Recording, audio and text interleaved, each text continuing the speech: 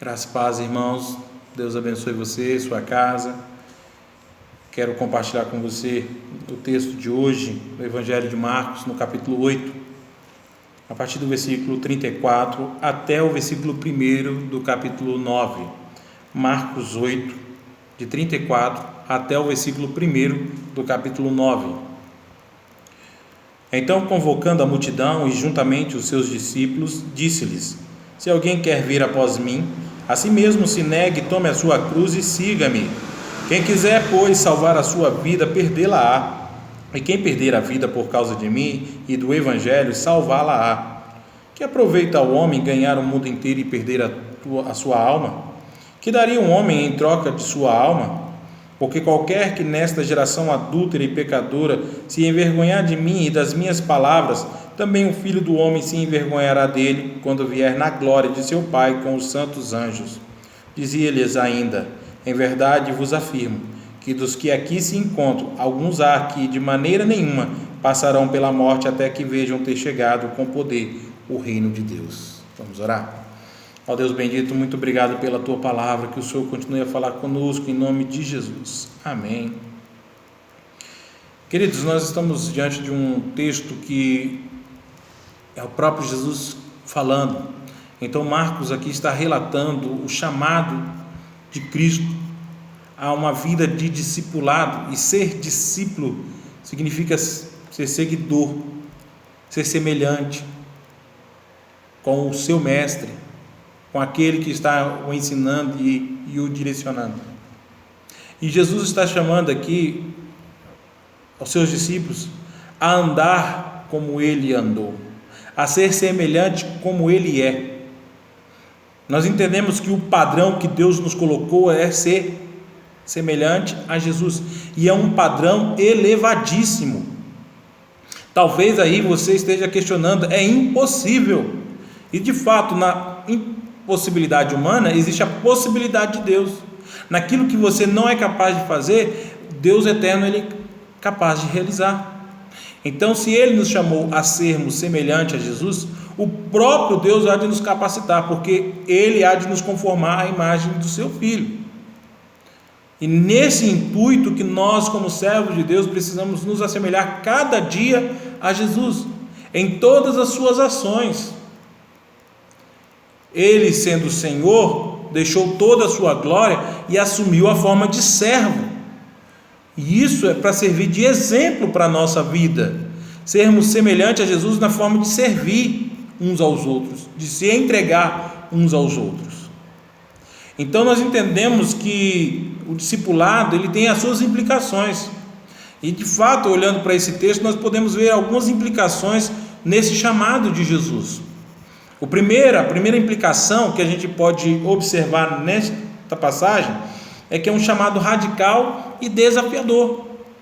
Cristo deixou muito claro quais foram os seus requisitos, com respeito ao seu chamado, quando Deus também o enviou para uma missão. E ele então se submeteu à vontade do Pai, ao passar por aquela cruz, ao se entregar por nós, a aplacar a ira do Pai, que era direcionada a nós. E isso também então implica a nós, porque o Senhor nos chama a segui-lo, a caminhar com Ele, lado a lado. E esse chamado desafiador, por quê? Porque ele requer de nós renúncia. Por isso ninguém pode se levantar contra o próprio Jesus, acusando de que ele foi desonesto, apregoando, dizendo que o Evangelho seria fácil. Pelo contrário, o próprio Jesus deixou claro que o seguir a ele implica em sofrimento e morte. Pode ser uma morte por causa da perseguição? Sim, pode ser, mas também implica numa morte diária do seu eu, da sua conduta, dos seus desejos, das suas paixões. E não é fácil morrer diariamente.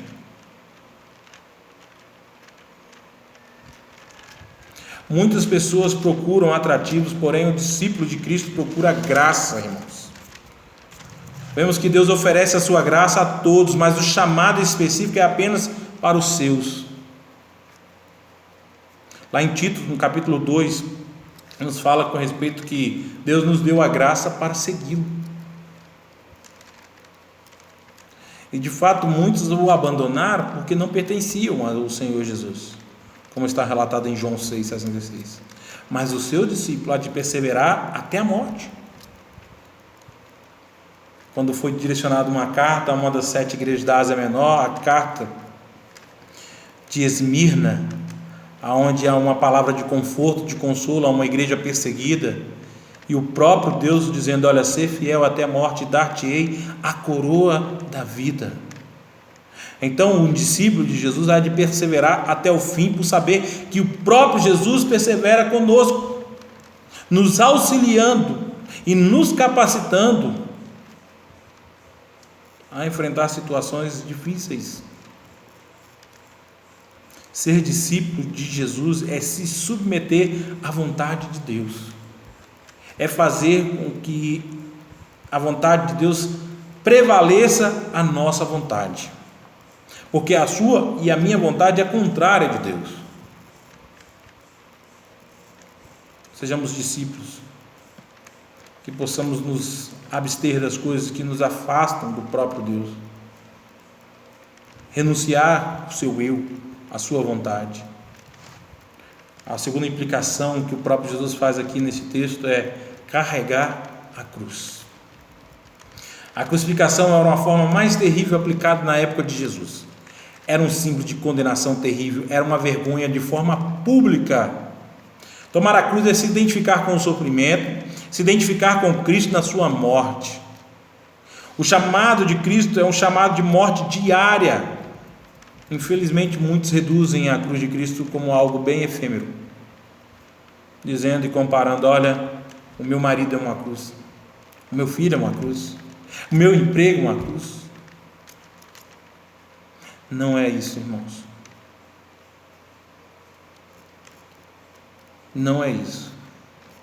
A cruz implica em morte, em sofrimento do Salvador. Então, quando eu caminho carregando a cruz de Cristo, eu estou carregando de fato aquilo que Ele suportou por mim e por você. Entenda que ao carregar a cruz de Cristo, você também não carrega sozinho. O próprio Jesus, que suportou tudo aquilo sozinho, nos auxilia hoje a carregar a sua cruz, o seu Evangelho. Ele nos capacita a enfrentar a morte. Ele nos dá a graça para suportar. Paulo diz lá em Gálatas 2, no versículo 20: logo, já não sou eu quem vive, mas Cristo vive em mim. E esse viver que agora tenho na carne, vivo pela fé no Filho de Deus, que me amou e a si mesmo se entregou por mim. Isso é viver. Muitas pessoas querem uma solução, querem um resultado e querem saber como viver. A Bíblia está aí, nos apontando. O viver é Cristo. Então esta era a convicção do apóstolo Paulo em todo o seu ministério, quando conheceu Cristo de fato, de verdade. Dizendo: olha, enquanto eu viver, eu quero viver Cristo, mas o morrer é lucro, porque estar com Cristo é incomparavelmente melhor.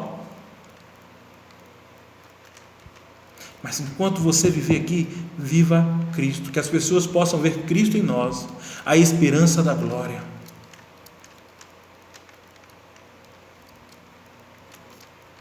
Esse é o sentido da cruz. Esta é a evidência. Que tiver na sua mente algo que seja ruim, tire agora. Pense lá no alto. Pense nas coisas lá do alto. Olhe para a cruz. Mas a terceira implicação nesse texto aqui, que Jesus mesmo faz, é a obediência ao chamado. A terceira condição colocada por Cristo no Evangelho de Marcos diz respeito ao contínuo seguimento. Seguir Jesus não é apenas colocar-se atrás dele ocasionalmente, é continuar sempre correndo no desejo de alcançá-lo. Este é o nosso objetivo, esta é a nossa meta, correr com perseverança a carreira que nos está proposta.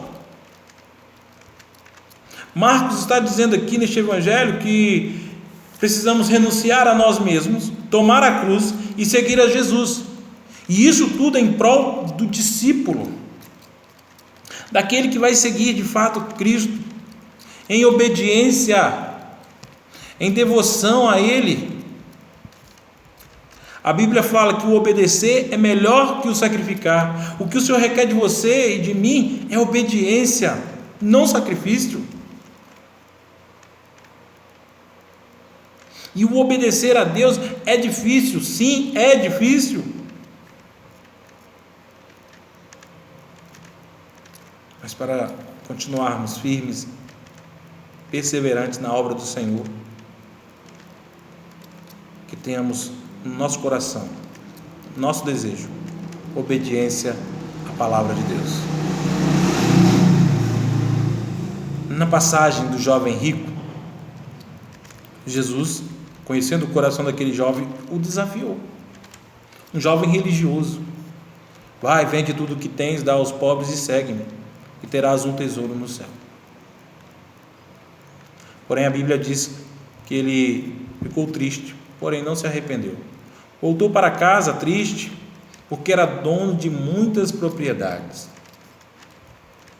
Um jovem que se dizia religioso, mas que não cumpriu a ordem que Deus lhe deu, ao chamado,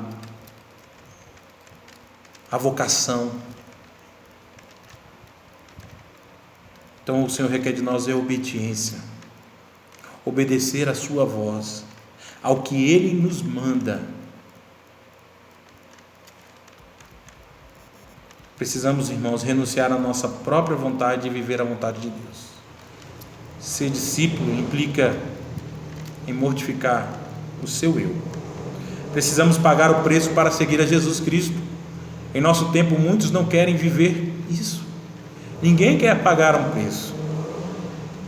E há muitos que dizem: Cristo já morreu, porque eu tenho que morrer. Cristo morreu para aplacar a ira de Deus, nos dando a vida eterna. Mas se você passar aqui por lutas e adversidades, provações, e até passar pela morte, por causa do Evangelho, o que está ali proposto e assegurado é a vida eterna. Isso é garantido por causa da cruz. Então você há de ser fiel a Deus no proceder. A alternativa que o Senhor nos coloca aqui diante dessa realidade do discipulado é difícil. Sim, é difícil. Mas saiba de uma coisa: Deus é o nosso ajudador. Deus é o nosso auxílio. Ele há de nos capacitar a enfrentar as lutas diárias, todos os dias. Então, que você possa entender que é um discípulo de Deus, chamado por Deus a levar a cruz, o Evangelho, é levar a salvação, que é Cristo Jesus. Vamos orar. Ó Deus, muito obrigado pela palavra do Senhor mais uma vez aqui diante dos nossos olhos. Obrigado porque nós entendemos com respeito ao discipulado, e esse discipulado implica, ó Pai, em morte, implica, ó Pai, em fato de sermos obedientes ao Senhor em tudo, ó Pai, e que o Senhor nos capacite a enfrentar as lutas diárias, a morrer diariamente e a apenas, ó Pai, proclamar o Evangelho da cruz. Deus, que o Senhor continue abençoando as vidas que aqui estão tendo a oportunidade de ouvir este Evangelho, que o Senhor possa tocar no coração daqueles que ainda não foram alcançados por este Evangelho, sendo eleitos do Senhor, possam quebrar o orgulho, a soberba e se humilhar diante da cruz. É o que nós suplicamos a Ti, em nome de Jesus. Amém. Amém. Mais uma vez eu deixo aqui acima, no nosso card, a sugestão das nossas devocionais, que sugerido a você que tem nos acompanhado. bem como eu quero deixar sugerida aqui uma música, vou passar pela cruz e me quebrantar, que você possa de fato então passar pela cruz, se quebrantar diante da face de Deus eterno. Que Deus nos abençoe. Amém.